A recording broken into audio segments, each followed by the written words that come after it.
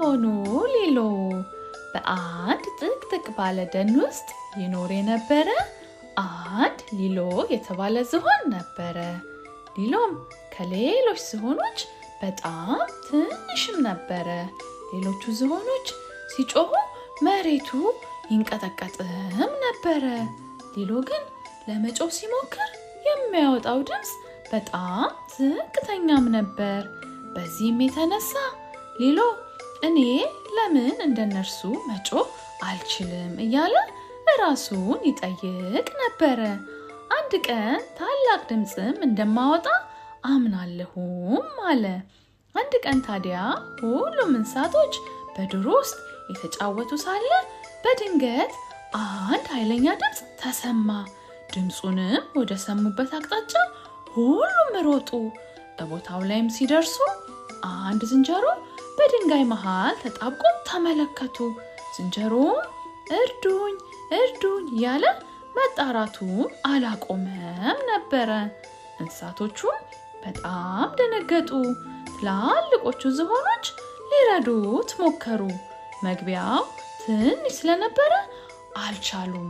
ሊሎም የዝንጀሮ ሁኔታ ስላሳዘነው ትንሽ አሰብ ባደረገና እኔ ልረዳ እችላለሁ አለ። ሁሉም እንስሳቶች ሊሎን በመገረም ተመለከቱት። እንዴ ሊሎ፣ አንተ እኮ ትንሽ ነህ፣ እኛ ያልቻልነውን አንተ እንዴት ትችላለህ አሉት በመገረም። ሊሎም እኔ ትንሽ ስለሆንኩኝ በጠባብ መንገድ ማለፍ እችላለሁ በማለት ዝንጀሮን አይዞ አትፍራ፣ እኔ እረዳሃለሁ አለ።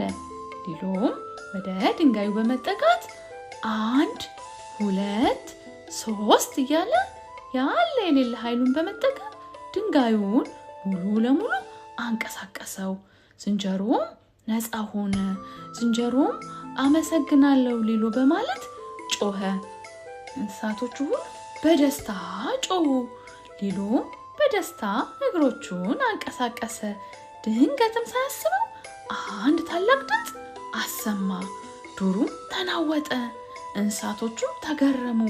ሊሎም ልቡ በደስታ ተሞላ። ታላቅ ነገር ለመስራት ትልቅ መሆን ብቻ ሳይሆን ድፍረትና ጥሩ ልብም ያስፈልጋል አለ። ልጆች የምንለቃቸው ቪዲዮዎች በፍጥነት እንዲደርሳችሁ ሰብስክራይብ ማድረጋችሁን አትርሱ። ለሌሎች እንዲደርስ ደግሞ ላይክ እና ሼር አድርጉ።